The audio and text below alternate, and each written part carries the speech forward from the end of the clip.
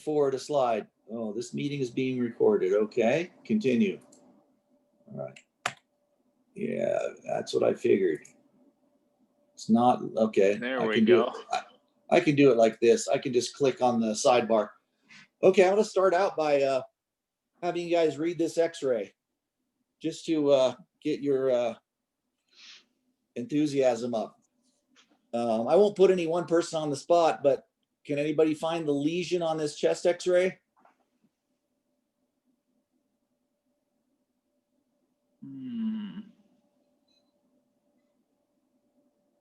I have some ideas. So you can see the hands on the hips here, right? And you can Yeah. see that it's a female by the breast shadows. So you try and extract what you can. And anybody want to chime in if they think they see what's going on? Yeah, so I'm using my phone right now, and this could be totally off, but I'm just gonna shoot in the dark first. In the breast tissue, there's some kind of like a dark area on the left side. I'm even forgetting which side's which, but yeah, on the I don't know left, if you can see. Can you see my cursor on the screen? Do you see the cursor? Yep. So you're talking about this right here? Mm-hmm. That's probably a little gas in the stomach. That's right about where the GE junction is, and then the fundus of the stomach is here. Gotcha. So no, that's not the problem. And I'll give you the 2 degrees of scoliosis here. That's not why I'm showing it. Anybody else want to take a shot in the dark? I kind of see a dark spot on the top of the right breast that's like barely peeking into that breast shadow. Down there?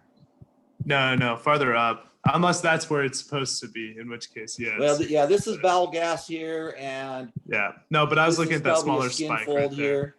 Okay. Yeah, so no, that's not it. All right, I'll let you in on the answer here. There's no clavicles. They don't have any collarbones. This is a patient that has cleidocranial dysplasia. They were born without collarbones.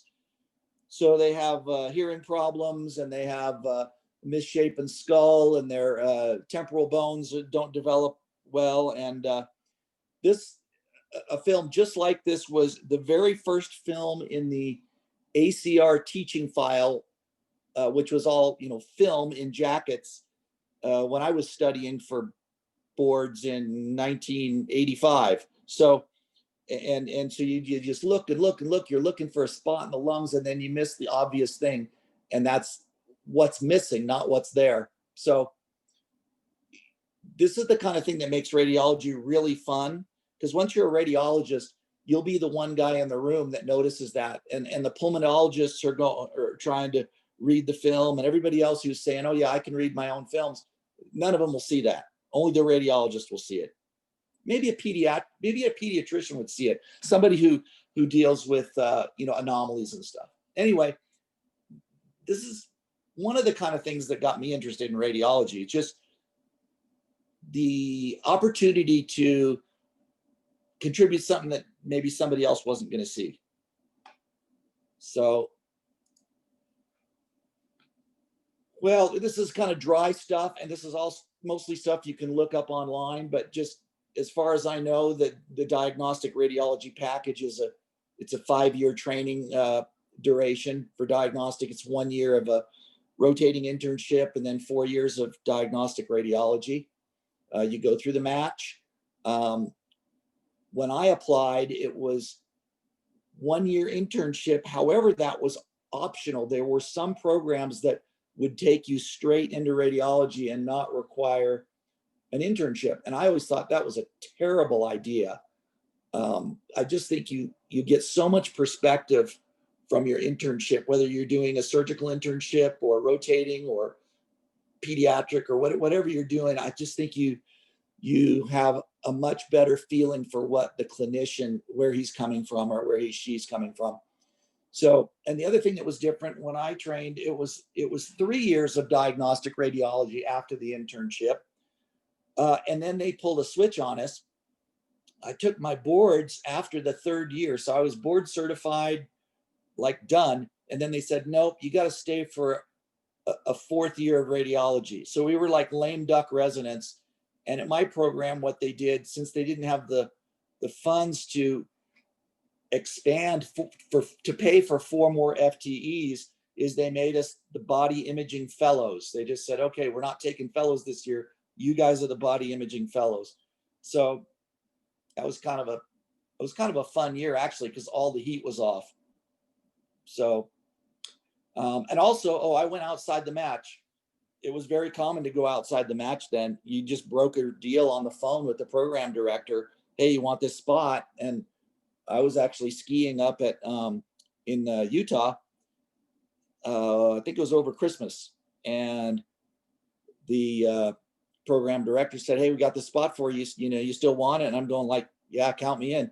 So, and I went to Harbor UCLA for my radiology training. It was a really good fit for me because I had been in medical school at USC and I really liked the county hospital kind of format. And so UCLA, Harbor UCLA is the what they call little county. So it's the other county hospital in LA. So it was good for me. So then you get on to fellowship training, and this is kind of it's kind of morphing these days. Fellowships used to be pretty much all 1 year, and all the things you'd guess, you know, body imaging, MSK, neuro, pediatric, breast, women's imaging, nuke med. Nuke med was a little different. You could kind of do like a 6-month nuke med additional training and still get some kind of certificate from the ABR. And I just stumbled on this on Sunday when I was kind of updating this talk. There's a new emergency medicine or emergency radiology fellowship, which and that's a very heavy part of our practice. I think the emphasis there would be reading really fast. when we did our ER rotations during radiology residency, it was you were kind of assigned on your own to ER as an outpost. So, but things have changed, and there's a lot to offer there. So then you're probably aware of the interventional radiology options now have changed a couple years ago. So there's the independent IR, which is pretty traditional. You do regular 5 years of DR training, and then you match for a 2-year IR residency. Really, it's really a fellowship, but they're calling it a residency. So that's only a little different than kind of the traditional that most people have been going through for the last 20 years. And then the new part is the integrated IR, a 6-year package. So you save a year, you're still doing 4 years of internship plus for diagnostic, and then 2 years of IR. And so this is vaunted as the latest, greatest thing. It's very competitive. And mainly I think that's a statistic because there are few programs and lots of applicants. So, they're saying, oh, this is harder to get into than plastics and harder to get into than ortho. And it's the hardest of all specialties, except the difference is you have a safety valve. You can always go back and do the 7-year package and you will definitely get a fellowship. So don't count out IR because you don't think you can get an integrated IR spot because your step 1 scores aren't high enough or something. Just plod along and you can get to your goal if that's what you want to do. So this is just more on the same. The independent, what they call the independent IR residency. It's a total of 7 years, and then the integrated, you save a year. So I won't dwell too long on this slide, but I know y'all are trying to make up your minds what you're going to do. And up to the period right between 3rd and 4th year where we were picking our clerkships for the final year, I was going full in for pediatric residency. In fact, I had a deal made with the program director for pediatrics to do all my fourth year clerkships at Children's Hospital of Los Angeles, which seems like, how could they possibly approve that? Like, isn't that just, you're not going to fulfill the core curriculum? But anyway, that was going to all be good. And that fell through. The chairwoman of the department for pediatrics was on a lecture tour in the UK. And this was before cell phones or fax machines. And I showed up for my appointment with her, and the receptionist said, yeah, we've got you down here for this appointment right now, 2:00, Thursday afternoon or whatever it was. And she said, but the chairwoman she's out of the country, and I really don't know how to get a hold of her. I know she'll be back in 3 weeks or whatever. And I just had to, there was nobody else that could approve this special plan for me. So I just had to grab whatever was left. So I got a hodgepodge my fourth year. And to be honest, kind of hurt my feelings. And I said, well, if pediatrics doesn't want me, then I'll move on to something else that I like. So I kind of liked radiology from the beginning because I liked the anatomy. I tried to train myself to at least read a chest x-ray the best I could, because there wasn't a lot of help on the wards at County General Hospital at USC. So you figured, you had to just survive.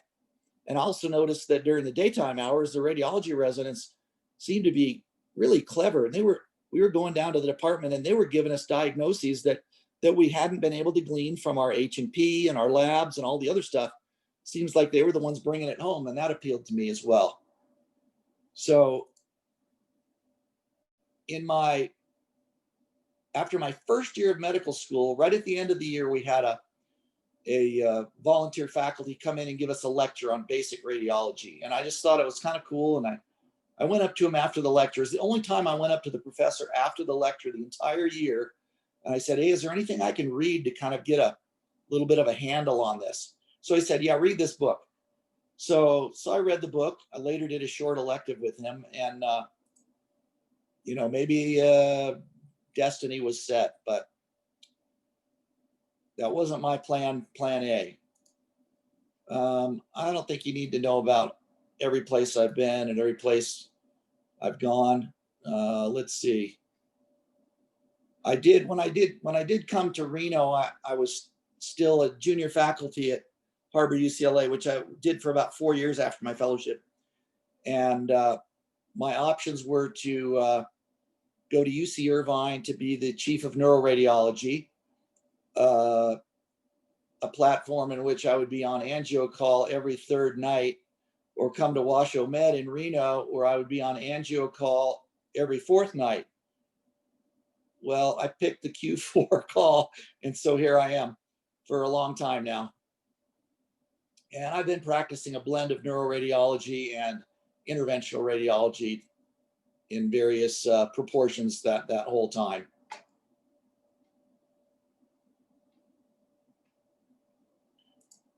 So the whole talk here is basically this slide. I hope you all can see it, that it's not too small on your screen, but this is kind of how I lay the whole thing out.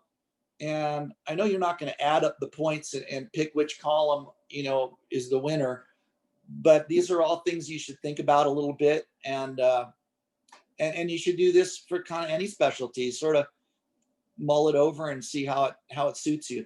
So anyway, starting off with the first line here, radiology is great if you like anatomy. It's just all anatomy. And then if you're kind of lukewarm on anatomy, well, you better like anatomy, because you're going to have to keep learning it and relearning it in every plane, and sagittal, coronal, axial, inside out, 3D, the whole works. Well, the technological advances since I started have been tremendous. All the way from ultrasound, which was, if you look it up, when I started, we were using articulated arm B scanners, they were called. You didn't even have real-time ultrasound. Real-time meaning you can put the transducer on, look at the screen, and you're looking at everything moving, the heart beating and all that. The articulated arm B scanners basically captured a diagram of a plane that you created by dragging the transducer across the patient. And that was all you had. So and of course, MR's come along, CT has just gone crazy, all sorts of new stuff. So then all the students usually want to ask, is artificial intelligence going to replace radiologists?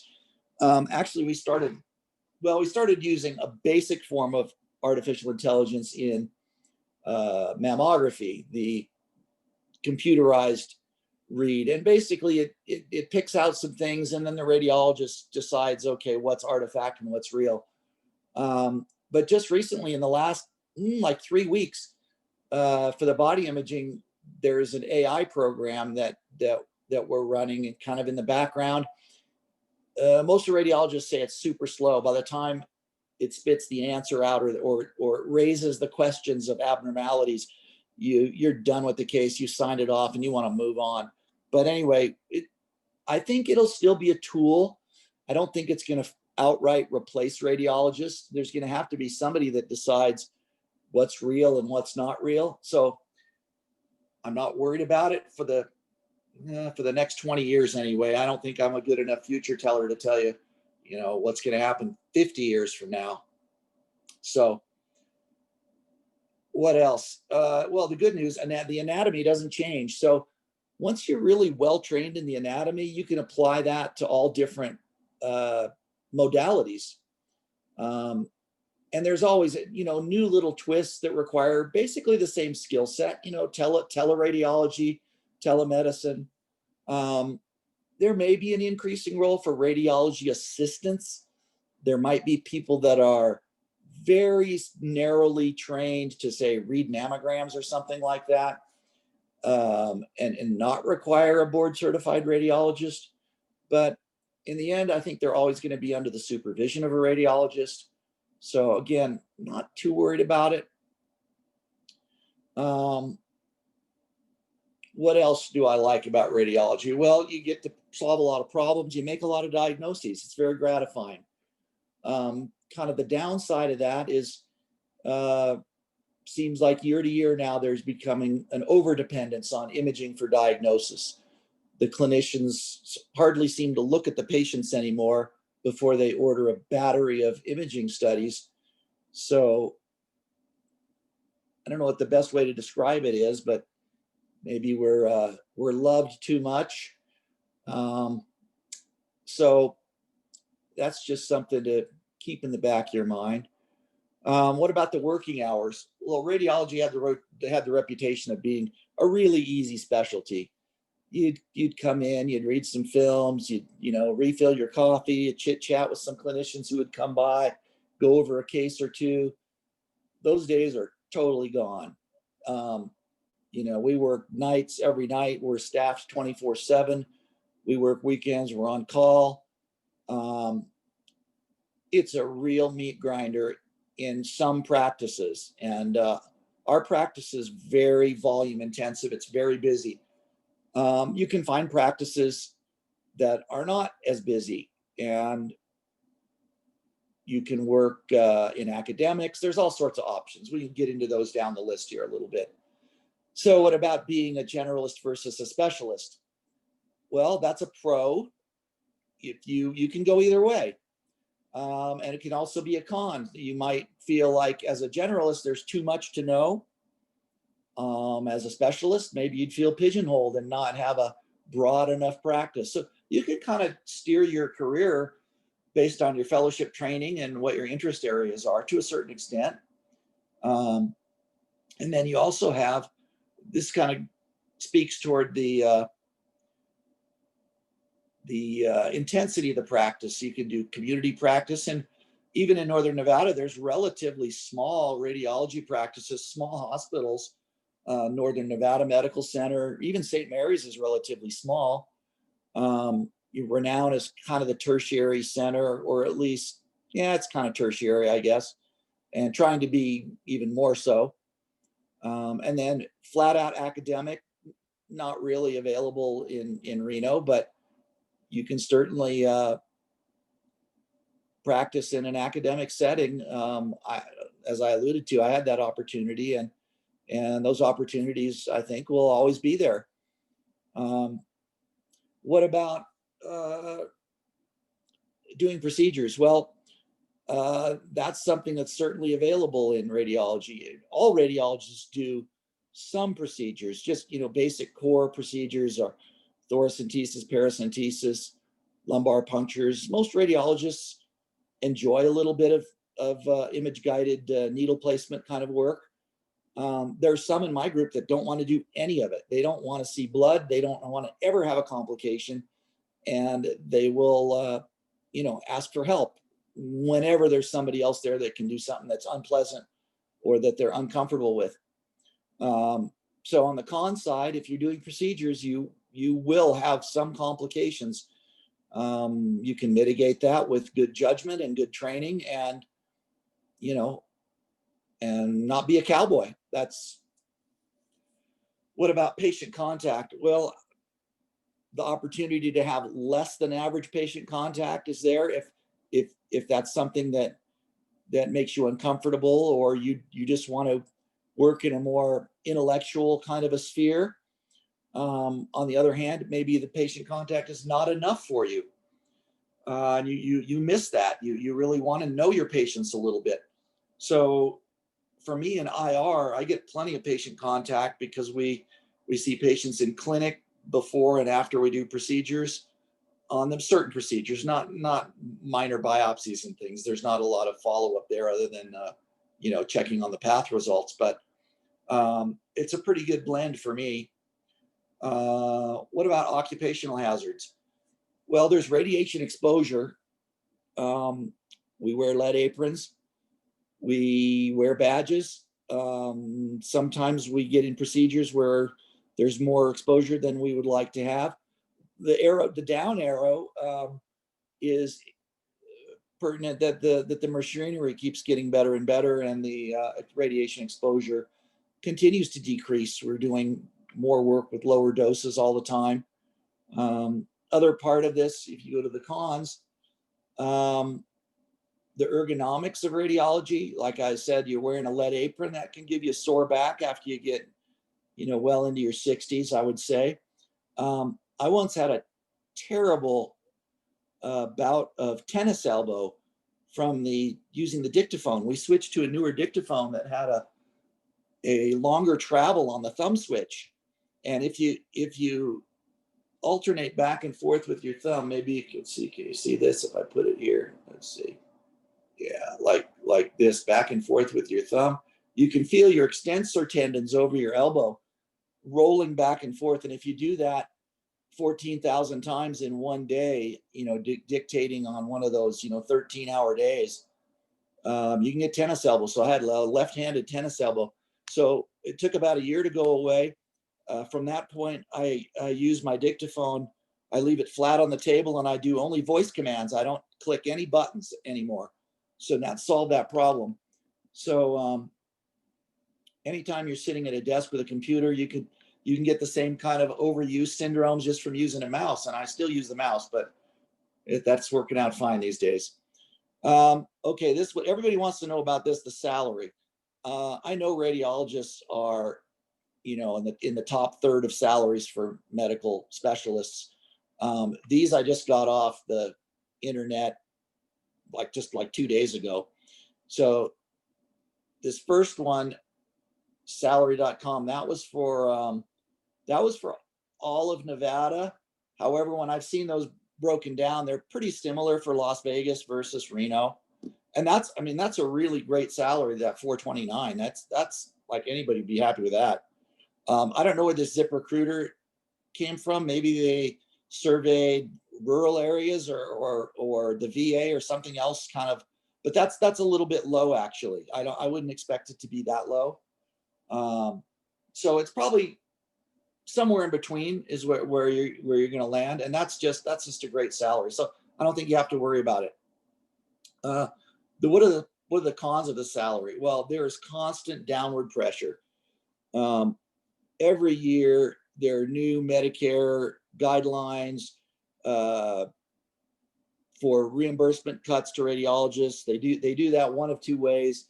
One is just, across the board Medicare cuts. Another one is they're going to cut the RVUs. So, the formula determining how much a task is worth brings it down. This year, actually, there's like a critical downward salary push. It's going to be around 10%, and there are lobbyists on our side and all across Medicare. It's not just radiologists who are going to get hit with this, to try and prevent that giant cut from going through. So I don't know. You can understand the politicians want to promise everything to everybody, and usually they're doing it on the backs of providers. So that's kind of how it is. So we're kind of used to that. That's just the fact of how it works when you're dependent on third-party payers. What about item 10 here? So the efficiency of radiology, it's extremely productive.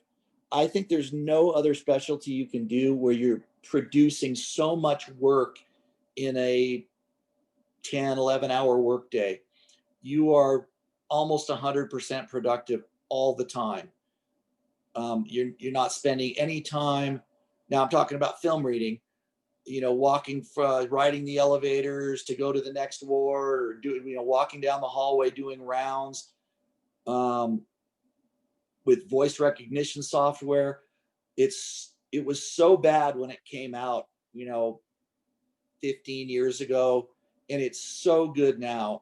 I can speak almost as fast as I can, and it just doesn't miss a word. It's just really, really good now. The ability to read off a computer and scroll stacks of film rather than hanging sheets of film on a light box, it's just light years different. Now, the number of images that we see on a given exam is orders of magnitude greater now. There'll be CT scans with reconstructions in 3 planes and 3D reconstructions where there's 1,200 images to look at. And so we scroll pretty fast. We were able to absorb those kind of as a living 3D kind of a interaction. Once you start doing radiology training, you'll understand how the anatomy flows like that for you. So it's very productive, and that ties in very much to the salary. There aren't any other specialties where you're just cranking that much work continuously all day long. So the con side of that is, if you're in that kind of a practice, the volume demands are enormous. It's a very fast pace. There's stress of trying to keep up with the number of cases showing up on your work list, or as we used to call it, the stack of films. It's obviously not a stack of films anymore, but and then there's the self-doubts about, am I doing a good job? Am I going too fast? Am I cutting corners just to keep up? Am I scrolling a little too fast? Am I going to miss something? And every radiologist misses things, but you always second guess yourself. Did I miss it because I was going too fast, or was that just a blind spot for me? And then you probably see lots of this in your blogs. I know you guys are kind of more into the social media stuff than probably us old timers, but there's a lot about burnout, and it's not just radiology. It's like all specialties. Everybody's having some kind of burnout. And I think radiology is just one of them. And everybody in medicine just works really hard. It's not limited to one specialty. I mean, you hardly ever hear anybody in medicine that's saying, it's a pretty easy job. It hasn't been that much of a burden on me. I just, I go in late, I leave early. It's really enjoyable. No, you don't hear that too much. So you guys, I mean, what you're buying in for. It's a tough road. It's a tough road getting there too. Then finally, what about malpractice? Well, probably radiology is somewhere in the middle. The prototype for the worst malpractice is OBGYN. the cost of malpractice insurance is what I'm showing here. So for radiology, it's about 20K a year. OBGYN, when I checked, that's last year. I didn't update that, but it was about 72K. So you're working for the man for quite a while before you even start to keep your own money just to pay for the malpractice. And then of course, OBGYN lawsuits can just be horrendous. If there's any bad outcome, even a congenital anomaly, the OB can be held responsible, and juries often give very large awards for cases that there was nothing they could do anything about. The biggest malpractice area in radiology is mammography. And why is that? It's because mammography is serial. Most patients starting at age 50 get a mammogram every year. And so after you get about a half a dozen mammograms and some little spot pops up, which round numbers, about 10% of women are going to have some kind of breast cancer. It's really a horrible statistic, but they're also going to have a few mammograms preceding that where somebody with 20/20 hindsight could go back and say, yep, that's where that little spot, you see it back then a year ago. If you could have just diagnosed it, a year earlier, this might have all been avoided. So among radiologists, as just a big, large across the board statistic, by age 60, about 50% chance of having a malpractice suit brought against you. So I had one back when I was in my 40s. Back then, we had something in Nevada called the Medical Legal Screening Panel. It was made up of a couple physicians, a couple nurses, a couple lawyers. I think there were a panel of about maybe 8 people. And any case that was brought for a lawsuit in the state of Nevada would go to the Medical Legal Screening Panel. And the screening panel, they didn't really have legal authority to throw out a case, but they would make a ruling. And their ruling could be, this case has merit, meaning the plaintiff has they have a good point, or this case has no merit. This is a frivolous lawsuit, and we're saying that. And so then that information would be applicable in court. So virtually any case that the Medical Legal Screening Panel ruled had no merit, the lawyer for the plaintiff would drop the case and never bring it to trial because they'd never win. It must be about 15 years ago now.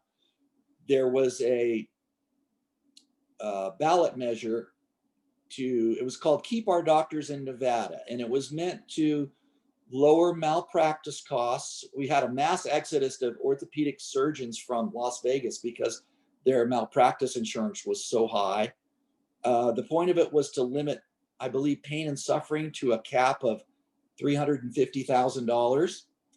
And that was brokered by some powerful lawyers and the medical board. And part of the quid pro quo was getting rid of the Medical Legal Screening Panel, which is a huge shame because it really kept the frivolous cases out of court. So that's a little history, probably more than you want to know about malpractice, but I really wish they would bring back the Medical Legal Screening Panel. That was something I would be proud to do in my retirement as one of the panelists. And in fact, one of the panelists back in the day was a member of my radiology group who is since retired. So you're probably all tired of that slide. I've got some of this statistic stuff on the match. This is all stuff you can find online. I don't think I'm going to dwell on it. I think it mostly just freaks people out. But just overall statistics. And this one I was able to get information for 2020. Some of the other stuff hasn't been updated yet, so I have no new information. But if you look at the programs filled, it was about 65% of programs filled. So there's plenty of spots out there. Now, these might not be the top ranked programs, but I think everybody can find a spot. And even the positions here, if you take it down to individual positions, 79% filled, 21% of positions not filled. So, don't stress about getting into a program. I know everybody wants to get in the best program they possibly can, but I think the odds are in your favor. I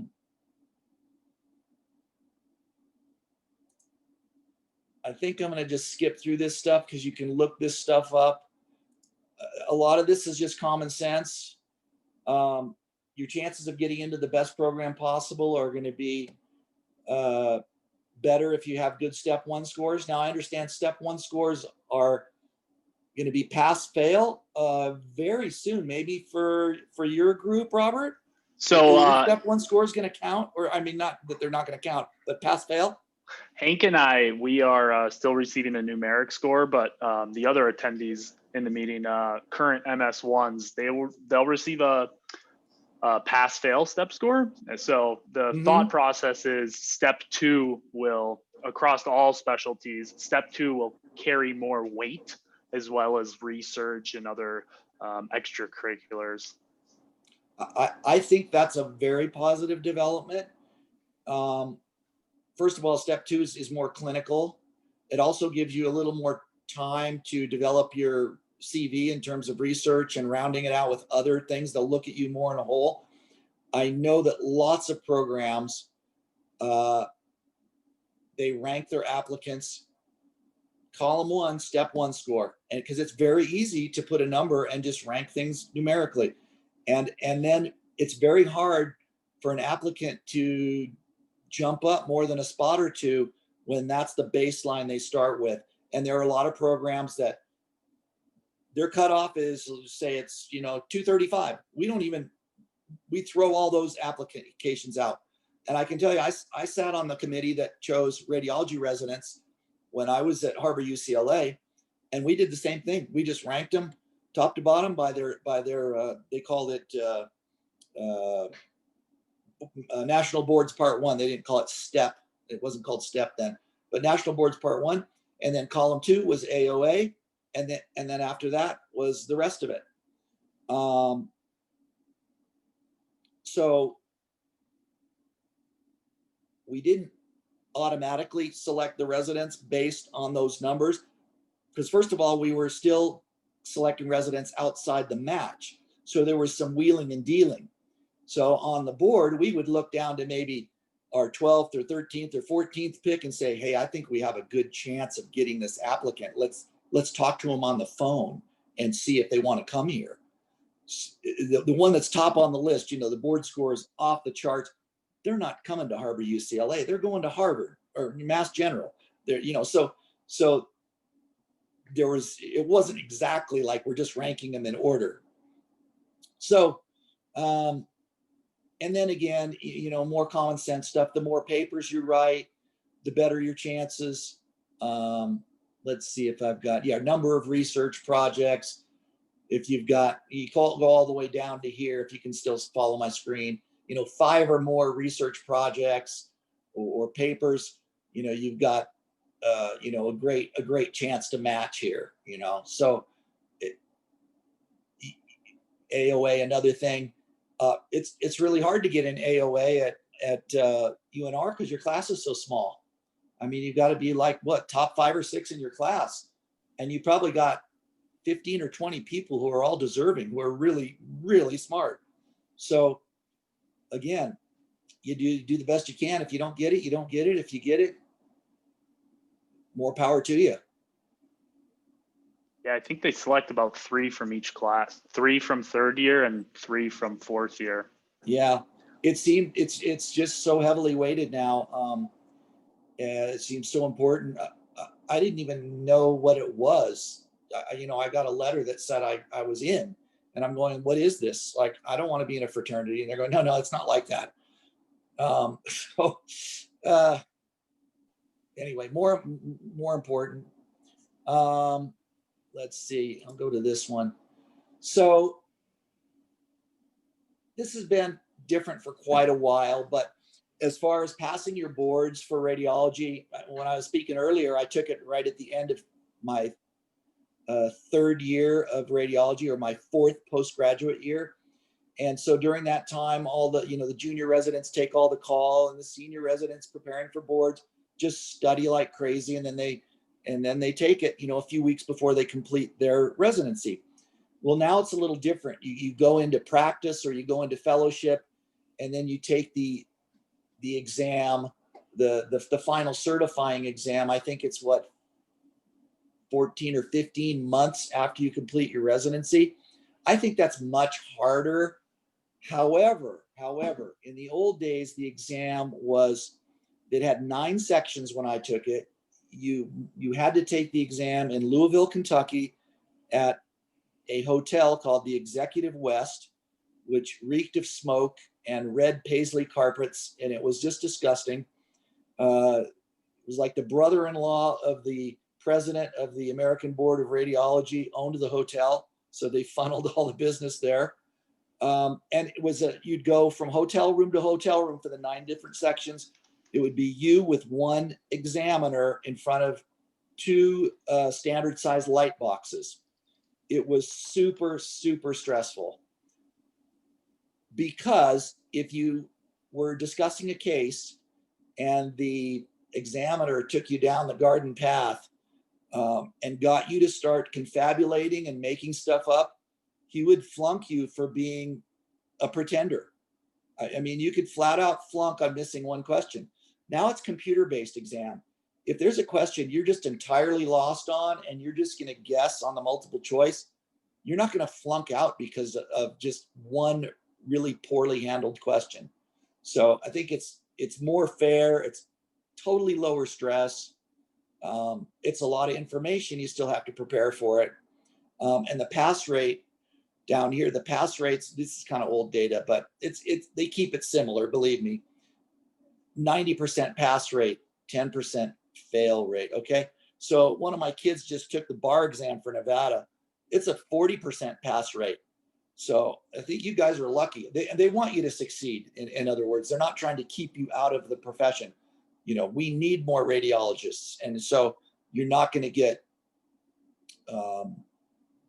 blackballed out of the specialty because we're trying to restrict the entrance into it. That's probably enough about the exam. Let's see what else. The core exam has all these different subspecialty areas.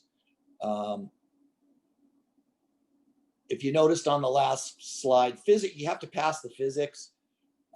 If that's the only one you don't pass, I think you get what's called a conditional pass, and then you just have to take the physics over. If you flunk too many of these sections, I think maybe 2 of them or 3 of them, you have to retake. The other thing that's changed, and I may have misled you a little bit, I believe you get to choose a selection of several of these, which are your strength areas. So you're actually not going to take all these different areas. You're not going to have to be a superhuman radiologist who knows everything about everything. You'll get to pick your strength areas. And of course, 1 or 2 of those will jive in with your fellowship. And I still think at the time you guys go through, most radiology graduates will be doing a fellowship, because everybody wants to have a strength area where they can be kind of the go-to guy or the section director. It just gives you a bit of confidence in an area that you like to practice in. Here's just more results. CAQ is kind of going away. At least for IR, it's gone away. What happened with mine is I had a certificate of added qualifications in interventional, and they decided that interventional was not a subspecialty, it was a specialty. So it was a little bit of a weird thing.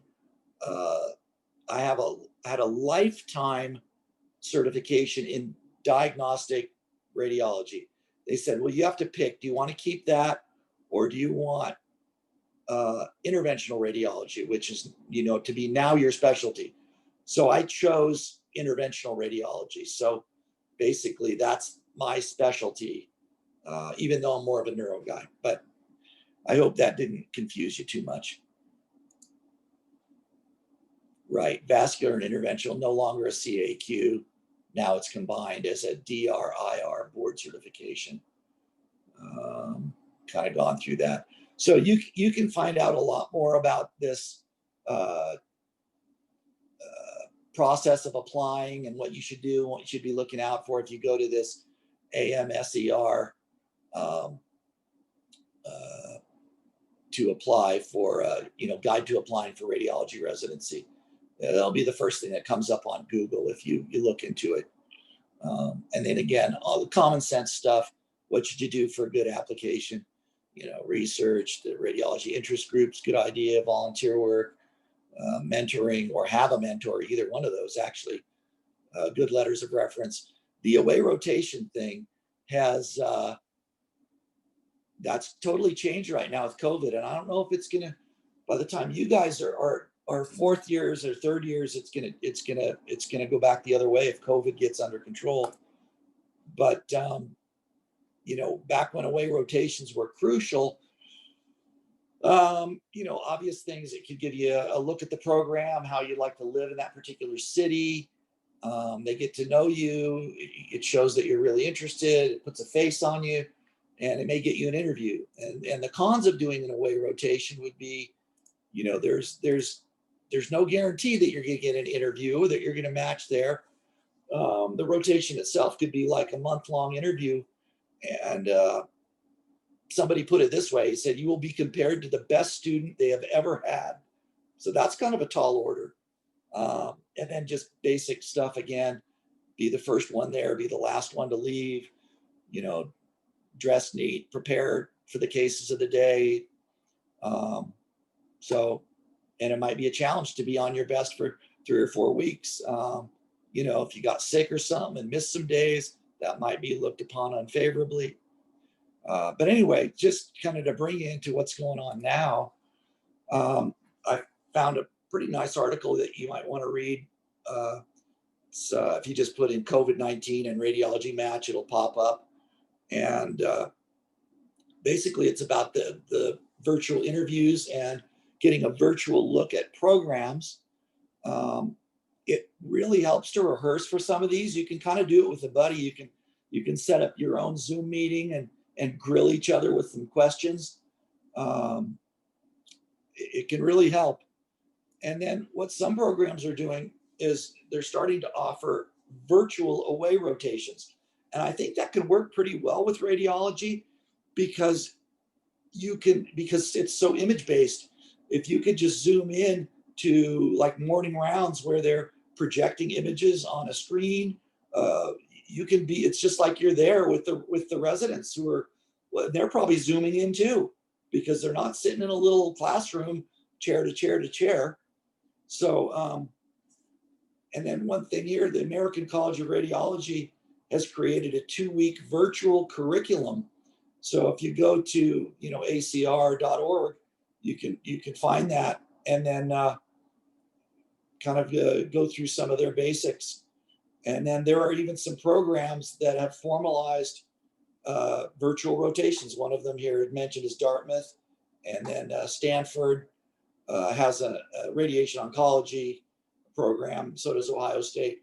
But I think there's more of that to come. So I think I can. I'm going to show you one more slide here. All right. So after that first radiograph I showed you, this will be the last one. It's kind of a blurry, pixelated image. I've seen cases just like this, real time. This is plucked off the internet. Anybody have an idea what this is? Looks to be localized to the upper lobes, bilateral. I'm not sure which infection that would be. Okay, so now how about these rounded lucent areas? Do those look like cavitary cystic lesions, or do they look like they could be something man-made? Hint, hint.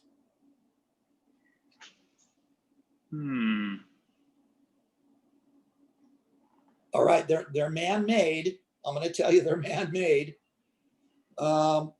These are so I like your first thought. Like, what disease could occur in the upper lobes? So there's one that's super classic that you can probably just throw it out there. Lobar pneumonia from strep.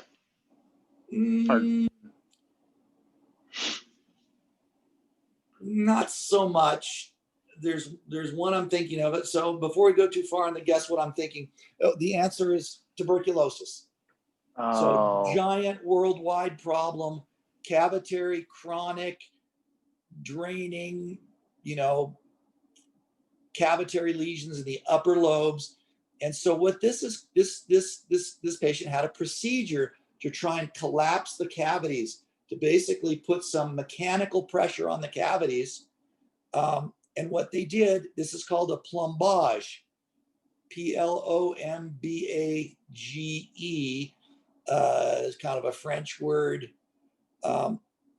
Basically what they've done, they do a procedure where they may or may not remove a rib or two, get into the extrapleural anatomic plane, and fill this space with ping pong balls. These are basically ping pong balls, lucite balls, to collapse the part of the lung underlying this, to collapse the cavities. This was before the dawn of antibiotics. Most of these were done in the 30s and 40s. So, and I saw a number of these even as a resident in training. Now, I'd say probably most anybody who had that done has passed away at this point. But it was another thing that made radiology interesting is kind of these, they call them ant minis. Once you've seen one, you're going to know what this is every time you see it the rest of your life now. And there are a number of things like that in radiology that make it very interesting to those who are familiar with it. Anyway, I'll open up to questions now. I hope I didn't prattle on too long. I should have encouraged you to interrupt me with questions during the presentation, but go for it now.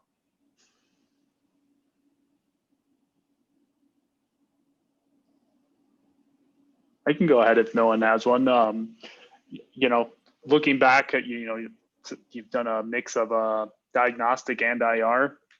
Is there anyone? And I know you mentioned you had chosen IR when there was some of the regulations. Is any particular reason that you like or you chose IR over DR?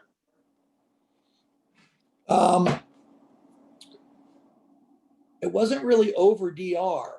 It was really, I was always in a mix. I always did my share of film reading shifts. I still do night shifts, which is, all ER pretty much. So I never eliminated the general. I will emphasize that I think the most important part about making good decisions in IR is to be a really good diagnostician, so you can utilize the best patient selection. So you have to know what you're putting a needle into before you decide to put a needle into it. I'll give you a case in point of that. So very early in my after my arrival at Washoe Med, I saw a patient that had a brain abscess that we were following on MRI. It had maybe 3 MRIs, and the brain abscess was gradually healing. And the infectious disease doc came down, and we looked at the film. And I said, "Yeah, it's just about gone. It's getting down to a scar now." This is about a 40-year-old man who was otherwise completely healthy, no known medical problems. And I said, so this was back when HIV was big. So my first question, well, does this guy have HIV? Why does he have a brain abscess? And said, well, no, not really. He's a healthy guy. There is a chronic nodule on his chest X-ray that hasn't changed in 10 years. So I go, well, let's pull out his chest film jacket. So they used to have the films in separate jackets in the master jacket. So it'd be all your chest X-rays would be in one, subfolder, and then so on and so forth. So I pull up a chest X-ray, and there's a nodule there, and pull out a couple other ones. It looks the same. And so it kind of looked like maybe one of the vessels was leading kind of right to the nodule. So we said, well, maybe we should look at this and get a CT scan. Maybe it's not just a chronic granuloma. So we get a CT scan, and sure enough, there's a vessel leading into it and a vessel leading out of it. It's a pulmonary AV fistula. So he has a right to left shunt. And so the usual capillary filtering of bacteria in the lungs, like when he brushes his teeth or something, it shoots right through this fistula. And that's how he got a brain abscess. So I had done a number of balloon embolizations of pulmonary fistulas when I was at Harbor UCLA. So this was actually the first patient that I saw as like an IR consult clinic patient. We found it like an office space, and I sat across from the desk, and he came in and we talked about it. And I said, well, you need to have this embolized. And so the technique that I had used these balloons, and we couldn't get the balloons anymore. They were taken off the market. You could only use them for research purposes and so on and so forth. So I said, well, look, I'm going to refer you to UC San Francisco, where I know the guy there, and he's able to use these balloons, and he's a big, international hotshot.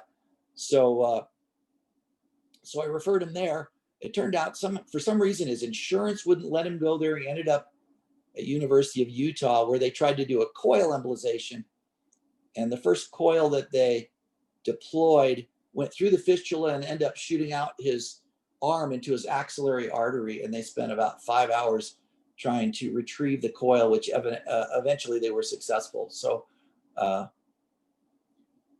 anyway, what was the important thing there was to be a good diagnostician and just say, oh yeah, I can biopsy that nodule. I'll just put a needle in that AV fistula and cause this guy to, bleed to high heaven. So that was the most important thing there, is to step back and think before you do. So that makes sense. Other questions?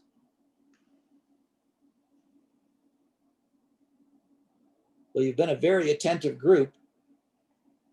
We really appreciate you having us. Snuck, especially Andrew Kim. He's just got a black box there. He might have snuck out several times to go get some crackers or something. I don't know. But there he is. Okay. All right. Thanks for joining us, everybody. And if you're sure there's no other questions, or if you think of some later, you can email me and ask. Robert has my email, and I'm happy to talk to any of you guys. We always like to see some local boys train in radiology. So we got a chance of getting you back to practice with us someday. Awesome. Well, hey, thank you so much for taking the time out of your evening to do this. We really appreciate it. And I'll make sure everyone here has access to your email if any questions come up. Sounds good.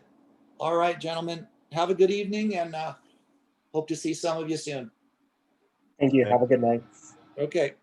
Thanks again, Dr. Kochi. You're very welcome.